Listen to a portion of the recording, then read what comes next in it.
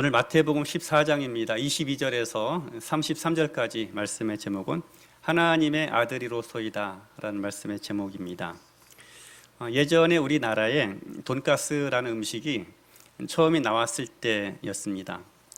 당시에는 레스토랑에만 가야지 돈가스를 먹을 수가 있었습니다. 그런데 그때는 지금하고 약간 다르게 에피타이저 개념으로 크림 스프를 먼저 이렇게 내오곤 했죠. 그런데 그때 문제가 종종 생겼습니다. 사람들이 돈가스를 모르는 거야. 그래서 크림 스프가 나오니까 이게 돈가스 전부인가 보다 하고 먹고 성격 급하신 분들이 그냥 나왔다는 이야기들이 종종 들려왔습니다. 지금이야 말도 되지 않는 그런 이야기지만 당시에 충분히 그럴 수 있겠다 하는 생각을 하게 되기도 하죠. 실제로 그런 일들이 아마 종종 있었으리라고 또 생각도 하게 됩니다. 그런데 이런 어처구니 없는 일들이 우리 신앙생활에도 종종 일어날 수 있습니다. 신앙생활을 하고 오랜 시간 동안 주님 앞에 지냈습니다. 그런데 그럼에도 불구하고 주님도 잘 모를 뿐더러 신앙생활의 기쁨, 참 맛을 알지 못하는 것이죠. 신앙생활이라는 말 자체가 사실 맞지 않는 표현일 수 있지만 굳이 표현한다면 신앙생활의 본질은 여러분 하나님의 통치, 하나님의 다스림인 것입니다. 예수님을 통한 하나님의 다스림과 그분의 통치를 경험하는 것이 바로 신앙생활의 본질이라는 것입니다. 그래서 하나님의 통치를 경험하지도 못하거나 누리지도 못하고 그것이 무엇인지 알지 못한다면 우리가 오랜 시간 동안 열심히 기도하고 주를 섬겨도 그것이 참다운 신앙생활을 했다라고 볼 수가 없다라는 것입니다. 왜냐하면 하나님께서 줄곧 우리에게 말씀하시고 계획하신 것은 하나님의 나라와 그분의 통치이기 때문인 것입니다. 그래서 그것을 알지 못하고 누리지 못하고 경험하지 못하고 그 하나님의 다스림을 흘려가지 못한다라면 우리의 신앙생활 아무리 오래 했어도 그것이 참다운 신앙생활이라고 볼 수가 없는 것입니다. 그래서 우리들이 성경 말씀을 가만히 보면 우리가 생각하는 것보다 의외로 많이 하나님께서 다스리신다, 예수님께서 통치하신다라는 표현들을 상당히 많이 볼 수가 있습니다. 사복음서의 공이 그런 부분들이 많이 표현되지만 오늘 우리들이 읽은 마태복음에서도 그런 부분이 적지 않게 많이 나옵니다. 그 대표적으로 보여주는 부분이 예수는 하나님의 아들이라는 그런 고백 선포인 것입니다. 오늘 말씀에도 제자들이 예수님 배우로시자 그런 고백을 하죠. 진실로 하나님의 아들이십니다. 그런 고백을 합니다. 그런데 이 말씀은 예수님이 이때만 들은 것이 아닙니다. 맨 처음에 요단강에서 올라오실 때 그때에도 이는 내 사랑하는 아들, 하나님의 아들이라는 선포를 듣게 되죠. 그리고 또 사탄이 곧바로 예수님을 시험합니다. 그런데 그때에도 이렇게 말합니다. 너가 하나님의 아들이라면 이런 일을 해봐라. 그러니까 너가 하나님이 정말 아들 맞느냐, 하나님 아들됨을 증명하고 나타내 보아라 하는 것입니다. 그래서 사탄이 말하는 요구 조건들을 들어주면 내가 너를 하나님의 아들로 인정하겠다라는 것이죠. 이만큼 예수님의 하나님 아들 되심은 사탄도 알고 있었고 중요한 주제인 것입니다. 그리고 예수께서 이 제자들로부터 주는 그리스도시요 살아계신 하나님의 아들입니다라는 고백을 듣게 됩니다. 그리고 뿐만 아니라 오늘 본문에서도 그러하고 나중에 예수님께서 십자가에서 죽으실 때도 동일한 표현들이 여러 차례 반복이 됩니다. 예수님 밑에서 십자가에서 조롱하던 그 많은 바리새인들이 이렇게 이야기를 하죠. 너가 하나님의 아들이면 지금 십자가에서 내려와 보라 하는 것입니다. 그리고 예수님께서 머지않아 십자가에서 운명을 하시죠. 그때에 그 모든 처형 현장을 주관했던 백부장이 이런 고백을 합니다. 이는 진실로 하나님의 아들이었도다 하고 예수님의 사역이 맞춰지게 됩니다. 그러니까는 성경 곳곳에 특별히 마태복음에서 예수께서 하나님의 아들이시다라는 것이 얼마나 중요한 주제인지 그런 선포인지를 계속해서 기록하고 있고 말씀을 하고 있는 것입니다. 그러면 도대체 예수님이 하나님의 아들이라는 것이 왜 중요한가? 주님이 하나님의 아들이라는 것이 도대체 어떤 의미를 가지고 있느냐 우리가 알아야 합니다. 하나님의 아들이라는 얘기는 과연 무슨 의미일까요? 그냥 하나님의 가족이다, 하나님께서 정말 사랑하시는 눈에 넣어도 아깝지 않은 그런 자녀라는 의미만 가지고 있을까요? 그런 의미도 있겠지만 하나님의 자녀라는 것은 하나님의 아들이라는 것은요 권세가 있는 직분에 해당합니다. 일전에 몇 번 반복해서 말씀드렸지만 우리가 아무개 집의 아들이라고 아무개 집의 딸이라고 하면 그냥 아무개 집의 자녀다라고 표현하고 누구의 사랑을 받는 사람이구나라고 생각하기가 쉽죠. 그렇지만 과거 당시에 특별히 왕이 그 땅을 다스릴 때 왕의 자녀라는 것은요 그냥 아들, 딸의 개념이 아닙니다. 태어나면서부터 권세를 가진 자라는 것이죠.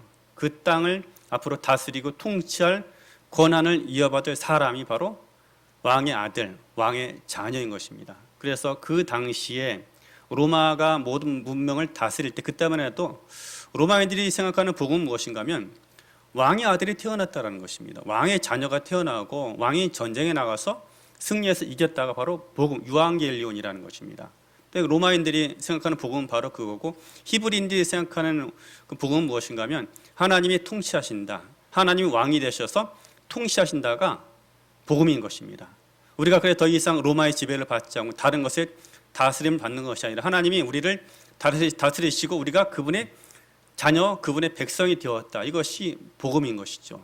그러니까는 마태복음에서 계속해서 예수는 하나님의 아들이다. 예수는 하나님의 아들이다 하는 데는 분명한 이유가 있고 그만큼 중요한 의미가 있는 것입니다. 이 예수 그리스도께서 우리가 그토록 기다리고 사모했던 하나님의 아들이고 이 땅의 모든 걸 다스리고 통치하실 주인이시다라는 그런 선언인 것이죠. 그래서 예수는 하나님의 아들이라는 것은 그냥 듣기 좋은 고백, 듣기 좋은 그런 이야기가 아니다라는 것입니다. 이만큼 예수께서 하나님의 아들이시다라는 건 매우 중요한 그 신학적인 의미 그리고 또 실제적인 우리 삶 속에서 중요한 의미를 가지고 있는 것입니다. 그래서 예수님이 하나님 아들은 이란 얘기는 앞으로 지금도 마찬가지지만 그 당시 표현으로 기준으로 이야기할 때 앞으로 하나님 나라를 이어받아서 모든 만물을 주관하고 다스리실 분이라는 것이죠. 그리고 예수님께서 부활하시고 승천하시면서 그 말씀하셨죠. 하늘과 땅에 있는 모든 권세를 아버지께서 다 나에게 주셨으니 모든 권세를 가진 자가 되었다는 것이죠. 그래서 그리스도의 통치, 예수님의 통치가 부활과 죽음과 부활, 승천을 통해서 공식적으로 이루어지게 된 것입니다. 주님의 통치, 주님의 다스림이 그래서 그때부터 이제 시작이 된 것이죠.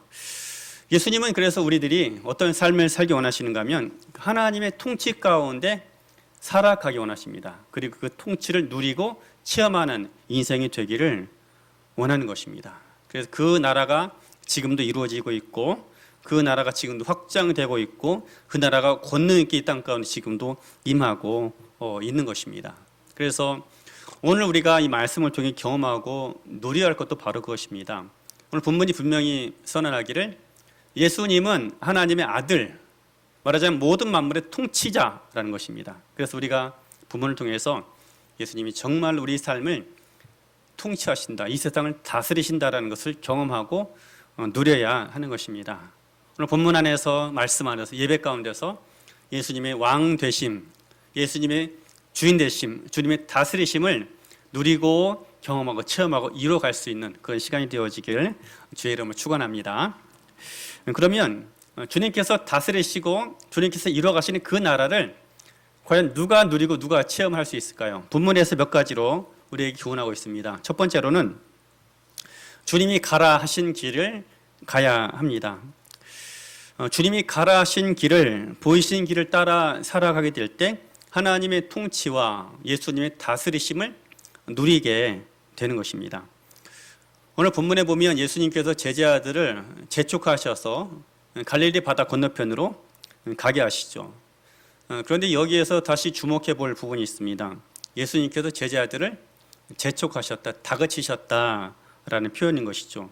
한편으로는 무슨 의미가 있을까요? 한편으로는 제자들이 그만큼 그 자리를 떠나는 것을 싫어했다라는 것입니다. 오히려 그곳에 머물기 원했던 것입니다.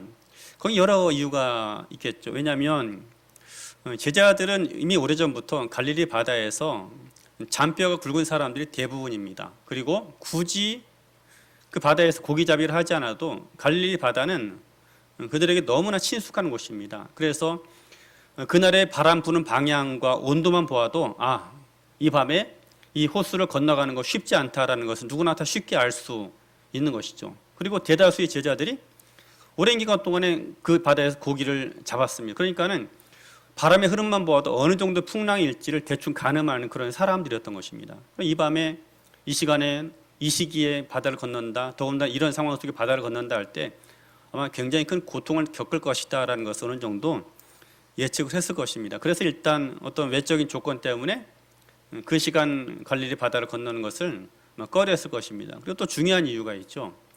오늘 사건 전에 바로 앞에 어떤 일이 있었습니까? 오병이어의 사건이 있었습니다. 오병이어의 사건은 어마어마한 사건이었던 거예요. 예수님께서 가끔씩 이 병자들의 병을 고치거나 귀신 들린 자를 치유하시는 경우들은 많이 있었습니다. 그런데 그런 사건들은 대부분 1대1로 예수님을 경험한 사건인 것이죠.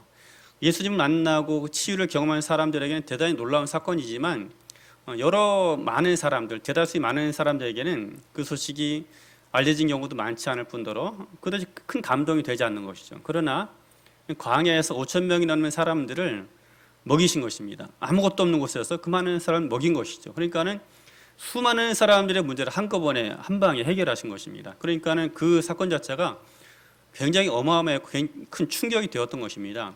요한복음 6장에도 똑같은 이야기가 나오는데 요한복음에서는 그렇게 표현하죠. 사람들이 예수님을 붙들어서 왕으로 삼고자 하였다라는 것입니다. 굉장히 예수님의 오병이어 사건이 충격적이었다라는 것을 말씀하고 있는 것이죠. 그러니까는 제자들은 그 기적의 현장 속에 가만히 있기만 해도 어깨가 으쓱해지는 거죠. 예수님하고 우리하고 친하고 또 더군다나 그 기적이 일어났을 때 제자들이 빵을 나눠줬잖아요. 예수님께서 축복하셨지만 그 빵을 나눠준 사람들은 제자들인 것입니다. 그러니까는 예수님의 인기가 올라가면 자기들의 인기도 올라가고 자기들도 괜히 으쓱해지는 것이죠. 그러니까 누구라도 그 자리에 조금 더 오래 머물고 그 분위기, 영을 즐기기 원했을 것입니다. 근데 예수님께서 그런 사람들을 빨리 무리를 흩어보내고 예수님을 바다 건너로 건너게 하셨던 것입니다. 여기에도 분명한 이유들은 있습니다. 오늘 본문에 보면 예수님께서는 따로 기도하시러 산에 올라가셨다라고 이야기를 하죠. 제자들과 무리를 보내시고 따로 산에 올라가신 것입니다. 아마 예수님도 약간 흔들리지 않았을까 생각을 합니다. 사람들이 예수님을 왕으로 그렇게 추대하려고 하니까 예수님이라고 마음이 솔깃하지 않았을까요? 저는 예수님 마음을 잘 들여다보지 못해서 잘 알지 못하는데 저 같았으면 굉장히 흔들렸을 것 같아요. 그런데 그 마음을 추스리시고 마음을 안도시켜야 합니다. 그래서 어떤 시련이나 아니면 사람들을 인정해주고 모든 것이 잘 되는 상황 속에서도 우리 마음을 관리하는 것이 얼마나 중요해요. 그러니까 예수님께서 아마 그때 자신의 마음을 돌아보기 위해서 하나님 앞 1대1로 대면하기 위해서 산에 올라가시지 않았나 생각을 합니다. 그리고 또 하나는 사람들이 예수님을 왕으로 섬기자라는 말 나온 것 자체가 굉장히 위험한 사건인 것입니다. 예수님이 여러 많은 그 스승으로 추앙받는 것은 로마에게 별로 큰 위협이 되지 않습니다. 단지 바리새인들, 서기관들에게는 질투가 나겠지만 크게 본 사회적 이슈가 되진 않아요. 그렇지만 우리가 저 사람을 왕으로 세우자 하는 말은 굉장히 위험한 거야. 누구를 왕으로 세우자는 말 한마디만 나오면 그 마을 전체에 반드시 로마군이 투입이 됩니다. 그리고 그 사람을 색출해서 관역죄로 처형을 하게 되는 것이죠. 그런 일들이 비일비재하게 일어났었고 예수님 바로 앞에도 보면 드다라는 사람이 로마에 반란을 일으켰다가 진압을 당하고 광야로 쫓겨갔던 사건들이 있었던 것입니다. 그러니까는 자칫 잘못하면 예수님께서 사역을 본격적으로 시작하시기도 전에 로마 군대에 의해서 진압을 당할 위기가 있는 것이죠. 그러니까 이런저런 이유 때문에 예수님께서 그 광야의 무리들을 급하게 흩어보내고 제자들도 갈릴리 바다 건너편으로 보내게 되신 것이죠.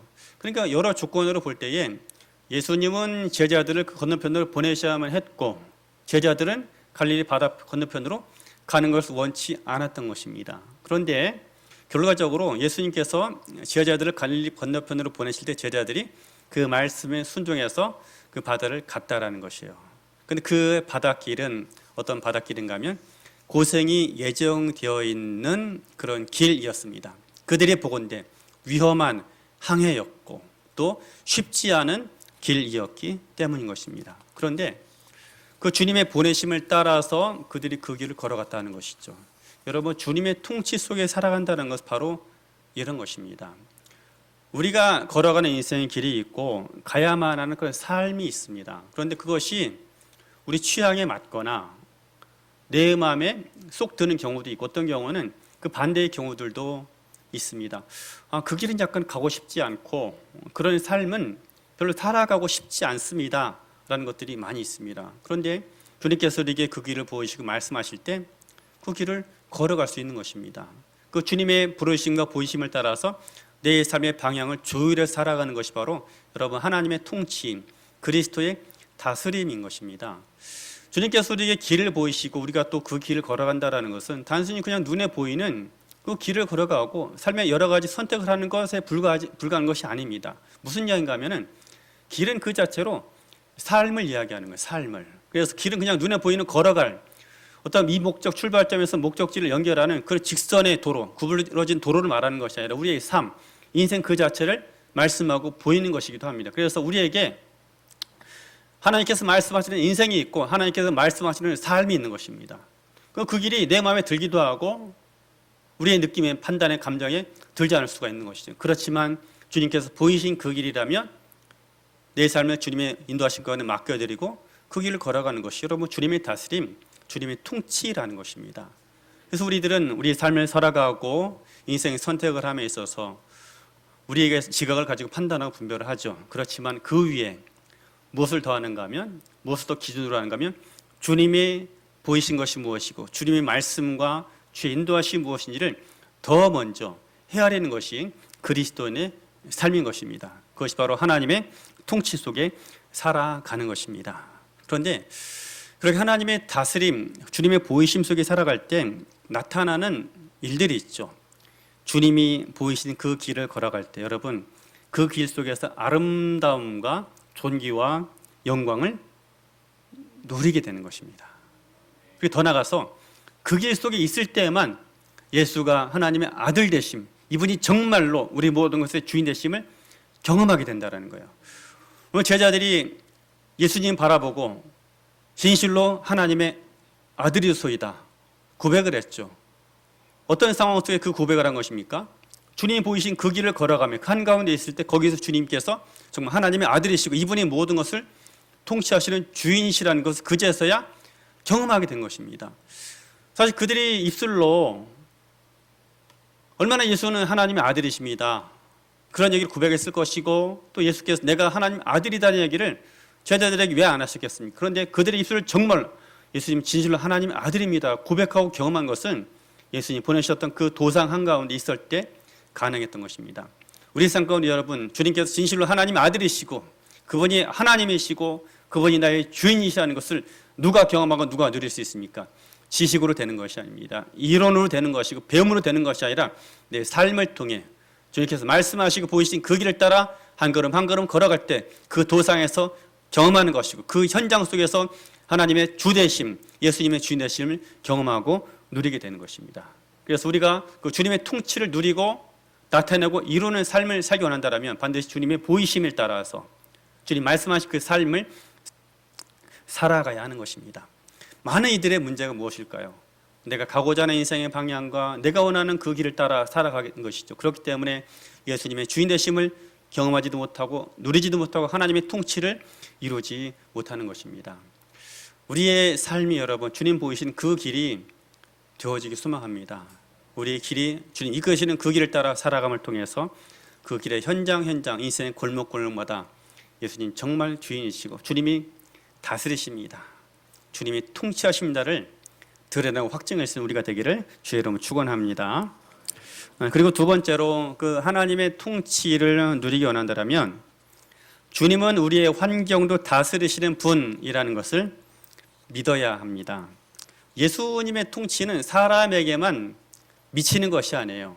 예수님의 통치는 모든 피조세계, 모든 만물에 미치는 것이죠. 그리고 더 나아가서 예수님의 십자가 사건은 사람만 구원하고 사람만 새롭게 하기 위해서 십자가에서 죽으신 것이 아닙니다.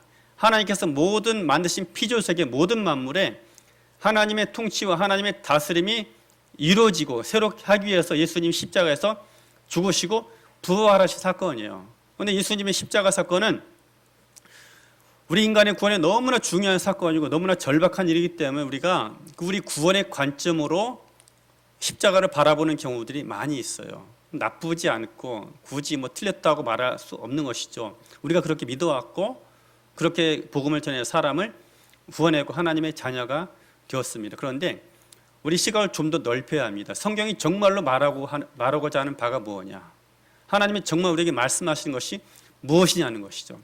하나님이 인간의 구원을 귀하게 여기고 우리를 사랑하시지만 하나님은 무엇을 계획하고 계시는가 하면 이 온 우주 세계에 하나님 만든 피조 세계에 그분의 통치, 하나님의 나라가 이루어지기 원한다라는 거예요. 그 하나님의 통치에 하나님의 나라가 이루어지는 것에 인간의 구원이 포함되어져 있는 것입니다. 단지 우리의 비극적인 삶에서 구원이 너무나 절박하기 때문에 우리는 그 구원의 사건을 잊을 수 없고 잊어서도 안 되기 때문에 십자가를 통해 그리스도의 대속 사건만을 바라보게 되는 것이죠. 그런데 더 큰 것을 바라봐야 합니다. 주님의 계획은 무엇인가 하면 모든 만물, 하나님께서 지으신 모든 창조 세계에 하나님의 통치와 주님의 다스림이 이루어지는 것입니다. 하나님께서 여러분 아담에게 무엇을 맡기셨나요? 너의 신앙 관리나 잘하고 너 개인의 영성 관리나 잘해. 매일 아침 나가게 나와가지고 큐티하고 그거 말하셨나요? 그거 아니죠. 뭘 말씀하셨어요?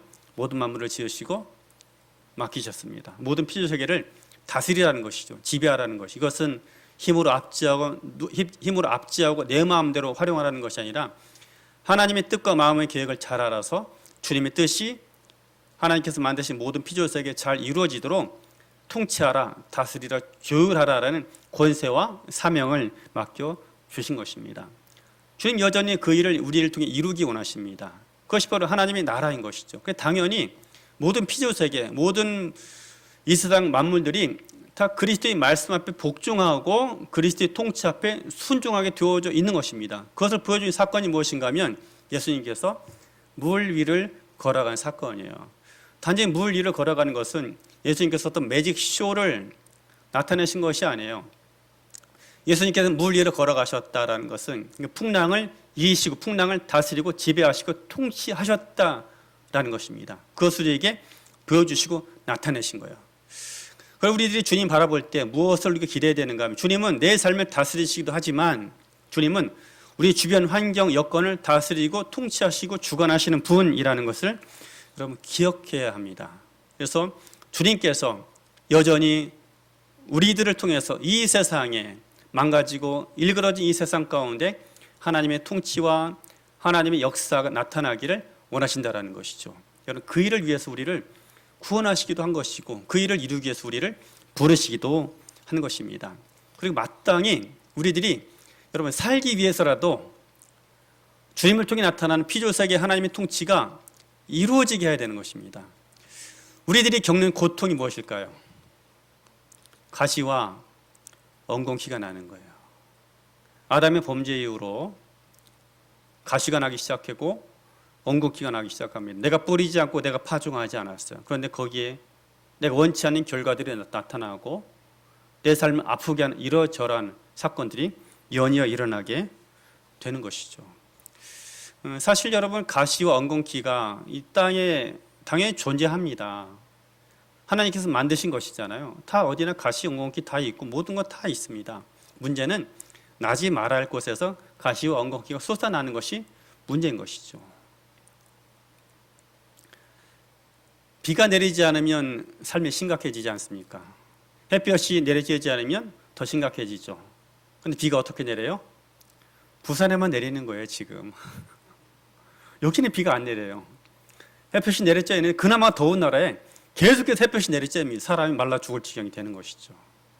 그러니까는 비가 내려야 할 곳에 그 상황 속에 비가 내려야 되는 것이고 햇볕이 내려쬐야 될 상황 속에 햇볕이 내려쬐야 합니다. 그런데 너무 과하게 비가 내리고 감당할 수 없을 정도로 강한 햇볕이 내려쬐는 것이 문제입니다.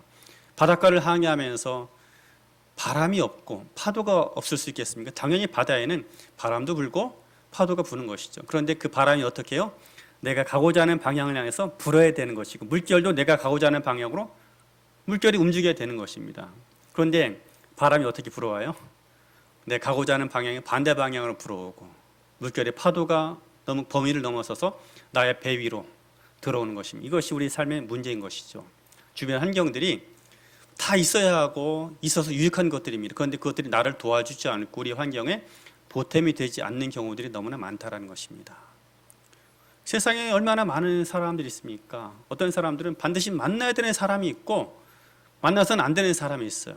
그런데 반드시 만나야 되는 사람은 못 만나고 만나서는 안 되는 사람들만 만나죠. 이게 문제인 것이에요. 그 삶 속에 만나야 될 사람 만나고 이루어져야 할 일들이 이루어지고 되어야 할 일이 되어야 하는 것입니다. 환경이 나를 돕지 않는 것이에요. 어떻게 해야 여러분 이 문제를 우리가 극복하고 이겨나갈 수 있을까요? 주님이 우리 삶 속에 임하셔야 합니다. 주님이 우리 삶 속에 임하셔서 우리를 다스리는 것만이 아니라 우리 환경 주변도 다스리시고 통치하시는 분이기 때문이에요. 우리가 그 주님을 여러분 인정해 드려야 합니다. 주께서 어느 순간 우리 삶 속에 여건들을 다스리고 통치하기 시작하는가 하면은 나의 영향력 미친 곳에 이 모든 환경도 주님의 것이고 주님이 다스리심이라고 인정을 해드리고 선포해야 합니다. 성경이 말씀하고 있죠. 내 믿음대로 될지어다. 내 믿음대로 될지어다. 사탄은 두려워하면서 예수님의 권능은 인정하지 않아요. 그럼 어떤 일이 일어날까요? 계속해서 사단의 역사만 나타나는 거죠. 그러나 우리가 무엇만을 인정해야 되는가 하면 예수님의 권능, 그분의 권세, 하나님의 능력만을 인정해야 하는 것이 그것 초청하고 선포하는 것입니다. 그리고 그 주님께서 우리의 모든 주변 환경을 다스리시고 주관하신다라는 것을 믿고 인정하고 받아들여야 하는 거예요. 그럴 때 우리 삶 속에서 내 삶 가운데 주님의 통치가 일어날 뿐더러 주변 환경 가운데 풍랑을 잠잠케 하시는 그리스도의 권세와 능력이 나타나는 것입니다. 우리 삶 속에서 진정한 그리스도의 통치, 하나님의 다스리심을 맛보고 누리기 원한다면 내 인생만이 아니라 주님은 심지어 주변의 모든 환경조차도 다스리시고 주관하시고 통치하시는 분임을 믿어야 하고 선포하고 고백하고 초청해야 하는 것입니다. 그리고 그 주님의 권세 앞에 권능 앞에 내 삶을 맡겨드리고 던질 줄도 알아야 되는 거예요. 예수님께서 왜 물 위를 걸어오셨을까요? 그리고 베드로에게 왜 물 위로 걸어오라 말씀하셨을까요? 우리들이 해야 할 일이 무엇인지 나타내고 보이신 것입니다. 예수님이 어떤 일을 행하시는지, 예수님이 가시는 곳에 걸어가는 곳에 풍랑이 잠잠하고 파도가 그치게 된 역사가 나타났던 것이죠. 그런데 그 일을 주님만 이루시는 것이 아니라 우리도 그 일을 이루기를 원하는 것입니다. 그래서 베드로가 예수님에게 주님이시거든 나도 그렇게 가기 원합니다. 주님께서 보니까는 주님 가시는 곳마다 풍랑과 파도가 잠잠해지는데 나도 그렇게 하기 원합니다. 나를 오라 하십시오. 예수님께서 오라 하시죠. 베드로가 그 말을 듣고 순종해서 자신의 삶을 던집니다. 그것이 여러분 하나님의 자녀들이 살아가는 삶의 방식인 거예요. 그렇다고 해서 한강에 뛰어들지 마십시오. 예수님도 예수님 능력을 가지셨지만 언제나 갈릴리 바다를 걸어서 다니신 거 아니니까 딱 한 번 걸어가셨거든요. 배를 타고 건너가셨습니다. 주님께서 걸어가실 때 그때 정말 확실하면 그때는 행하셔도 됩니다. 주의 말씀을 혼동하지 마시고 제가 드리고자 하는 말씀은 무엇인가 하면은 우리 삶 가운데 여러분 모든 주변 환경을 만물을 다스리시는 그리스도 권세가 우리를 통해서도 나타나야 하는 것입니다. 예수님께서 보이셨던 모든 이적들은 주님만이 하시는 거야. 우리는 할 수 없어. 그래서 주님 위대해. 그래서 예수님께서 그런 이적들을 행하신 것이 아닙니다. 하나님의 통치의 한 형식인 거예요. 예수님께서 왜 눈먼 자를 뜨게 하시고 못 듣는 자를 듣게 하고 걷지 못하는 자를 걷게 하고 귀신에 들려 고통당하는 자를 자유케 하셨을까요? 하나님 나라가 임하면 이런 일이 벌어져. 이것이 하나님 나라 임함의 증거 중에 하나야. 그리고 하나님 나라가 너희에게 이루어지면 이런 일들이 너희에게도 일어난다라는 것입니다. 오늘날 많은 사람들이 더 이상 하나님 행하신 일들을 기대하지 않죠. 요한계시록이 완성되면서 모든 역사도 그쳤다라는 분들이 생각으로 굉장히 많아요. 근데 그렇지 않습니다. 하나님 나라는 지금도 이루어지고 있고 그 나라가 이루어지고 있고 그 나라가 우리 가운데 이미 나타나고 있다는 증거들은 지금도 나타나고 있고 지금도 일어나야 하는 것입니다. 누가 그 일을 이룰 수 있을까요? 주님이 지금도 우리를 통해서 그 일을 행하십니다. 우리 마음과 우리 인생만이 아니라 우리 주변 환경을 주님께서 얼마든지 다스리시고 통치하시고 행하신다는 것을 믿고 확신하고 선포하며 기대해야 합니다. 우리 삶 가운데 여러분 우리 인생만 구원받는 것이 아니라 우리 환경도 구원받아야 합니다. 우리 사업도 구원받아야 되는 거예요. 우리 주변의 모든 환경도 새로워져야 하는 것입니다. 그래서 주님께서는 우리 모든 피주색, 우리가 가는 모든 것, 주님께서 우리를 보내신 모든 것에 있어서 여전히 그 나라를 이루시고 주님 일을 이루시는구나를 경험하게 되고 누리게 되고 확증할 수 있는 우리가 되기를 주의 이름으로 축원합니다. 그리고 세 번째로 기억할 것은 그 나라를 이루어가고 누리기 위해서는 좋은 믿음을 가져야 합니다.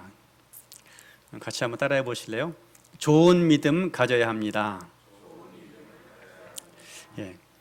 하나님의 나라는 주님께서 이루어 가십니다. 모든 권능은 주님께 있습니다. 그런데